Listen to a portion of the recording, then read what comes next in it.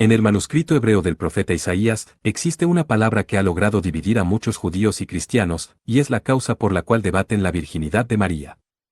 Te invito a que te quedes hasta el final del vídeo porque, no solo sabrás la verdad sobre María, sino que también sabrás quién es realmente el Mesías. Para saber cuál es esa palabra y la razón de su uso, te explicaré el contexto del capítulo 7 de Isaías. Cuando leemos desde el versículo 1 hasta el 13, entendemos que, en esa época, el rey Acaz, quien reinaba en Judá, estaba siendo amenazado por los reinos de Siria y de Israel, quienes querían tomar Jerusalén, la capital de su reino. Cuando la noticia llegó a la casa de David, es decir, a oídos del rey Acaz, él y su pueblo temblaron de miedo. En ese momento, Dios le dice a Isaías que salga al encuentro de Acaz y le anuncie que no tenga miedo, porque esa conquista no se haría realidad. Y para que Acaz creyera, Dios le dice, pídeme una señal. Pero Acaz, con una falsa humildad, se niega. Isaías se indigna y le responde, ¿les parece poco molestar a los hombres, que también molestan a mi Dios? A causa de la hipocresía de Acaz, al no pedir la señal, Dios mismo decide darla. Y aquí es donde entra la palabra que causa la división. Isaías anuncia, he aquí que la Alma concebirá y dará a luz un hijo, y llamará su nombre Emanuel. Esta palabra, Alma, es la causante de la división. Porque Alma significa muchacha o joven mujer en edad de casarse. Y aquí está el núcleo de la polémica, ¿por qué usó Alma?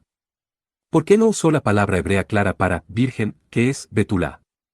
Este es el argumento que usan algunos hermanos judíos para negar la virginidad de María. Pues dicen, si el profeta Isaías hubiera querido referirse a una virgen, habría usado la palabra Betulá. Pero lo que pasan por alto es que Dios, en muchas ocasiones, hace dos promesas en una sola. Por ejemplo, en Génesis, capítulo 3, versículo 15, Él le dice a la serpiente, pondré enemistad entre ti y la mujer, y entre tu simiente y la simiente de ella. Esto se cumplió inmediatamente, marcando el inicio de la lucha constante entre el bien y el mal en la humanidad. Pero luego añade, Él te herirá en la cabeza, y tú lo herirás en el calcañar. Esto se cumplió siglos después con un descendiente específico de la mujer. Este descendiente es Jesús, nacido de María, quien cumplió a cabalidad con esta promesa, al herir en la cabeza a la serpiente, cuando venció a la muerte y eliminó el pecado del mundo. La herida en el talón fue el sufrimiento y la muerte temporal de Jesús, que no fue el final. Pues bien, en el caso de Isaías, Dios está haciendo dos promesas en una, la que se cumpliría en esa misma época, y la que se cumpliría en un futuro. La razón para usar la palabra alma es que se estaba hablando de una señal inmediata para ese momento, y no requería que el nacimiento fuera de una virgen, sino de una mujer joven. La señal debía ser concreta y práctica para el rey Acaz, y nos damos cuenta de ello cuando leemos el capítulo 8 de Isaías, allí podemos ver que el profeta tiene un hijo con la profetisa.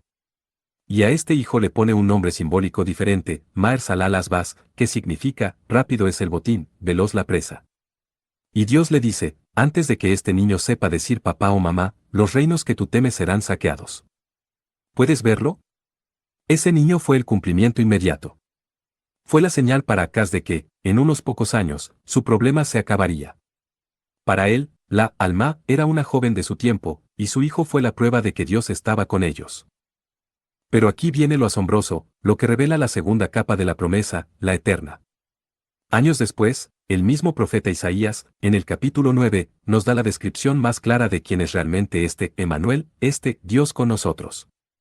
Y lo que dice es tan increíble, que no puede referirse solo al hijo de Isaías. Él anuncia, porque un niño nos es nacido, un hijo nos es dado, y se llamará Admirable, Consejero, Dios fuerte, Padre eterno, Príncipe de paz. Observa cómo el profeta Isaías usó la expresión en futuro simple, y se llamará. Esto significa que el hijo de Isaías, el niño que nació de la joven profetisa, no era Emanuel, sino que era la representación de ese nombre y la señal de la promesa. Piénsalo por un segundo.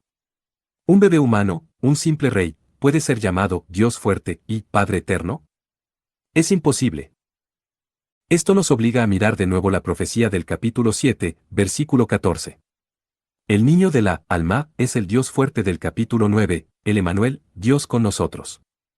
Y si el Hijo es Dios fuerte, entonces su nacimiento no pudo ser común y corriente, al contrario, tenía que ser un nacimiento milagroso, y para que ocurriera ese milagro, la joven debía ser virgen, y esta virgen es María. Para demostrártelo, te explicaré el contexto del capítulo 1 de Mateo, versículo 18 en adelante. Presta atención. María y José estaban comprometidos, mas no vivían juntos. Sin embargo, María estaba embarazada del Espíritu Santo. Por esta razón, José quiso divorciarse de ella en secreto, y como era un hombre justo, no quiso exponerla públicamente. Este hecho nos hace preguntar ¿por qué no quiso exponerla? Pues bien, no quiso exponerla porque, según la ley de la Torá, si una mujer comprometida tenía relaciones con otro hombre, era culpable de adulterio, y el castigo de dicho acto es ser apedreados hasta morir. Esto lo podemos leer en Deuteronomio capítulo 22, versículo 13 en adelante.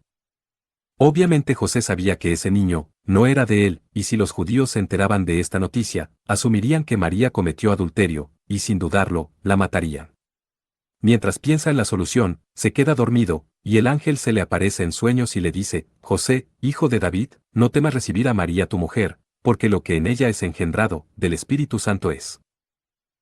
Fíjate en lo que el ángel le está confirmando, básicamente le está diciendo, José, no te preocupes que ningún otro hombre tocó a tu mujer, porque este embarazo es un acto milagroso de Dios.